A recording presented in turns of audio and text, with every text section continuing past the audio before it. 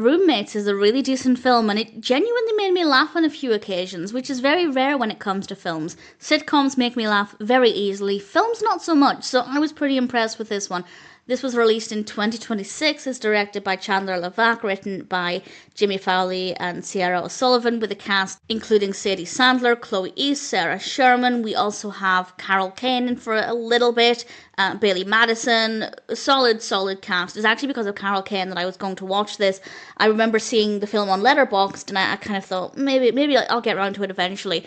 And then I realised Kane was in it and put it immediately to the top of my to-watch list. And as I said, I'm really, really pleased I had a reason to check this one out. It's about some college roommates.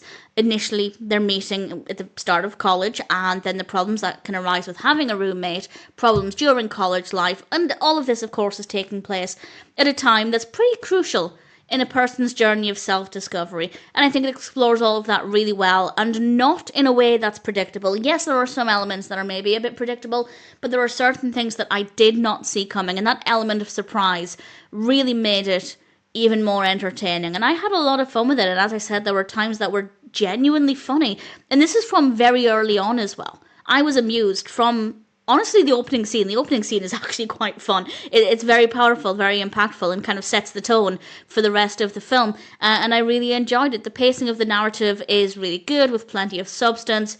It has a very believable progression, particularly with the characters and their interactions and how they develop over time.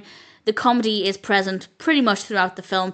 I wouldn't say it's laugh out loud funny, but I'd say it's one of the funniest films that I've seen in quite a while. As I said, it does take a lot to make me laugh when it comes to films, and this one just really, really worked for me. The narrative structure is great, the characters are believable, they're well written, it focuses primarily on Devon and Celeste, and I think the performances there are great. Everybody gave great performances. Kane was absolutely fantastic. I would have liked to have seen a little bit more of her. The narrative didn't need it. That's not a criticism.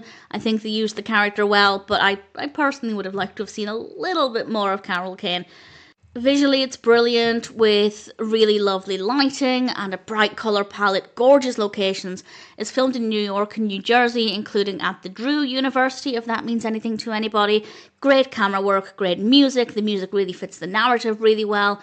No issues. In fact, not only do I not have any issues, but I really thoroughly enjoyed this. I had a lot of fun with this. I thought the story was great, the characters were great, the performances were brilliant. Visually, it is so beautiful. And then, of course, the cherry on the icing on the cake for me is, of course, Kane, and I would be happy to watch it again at some point. Roommates, as I said, was one where initially I thought, I'll get around to it eventually. Kane pushed it to the top of my to-watch list, and I'm really glad that she did, because I thought it was brilliant, and I'm very happy to recommend it.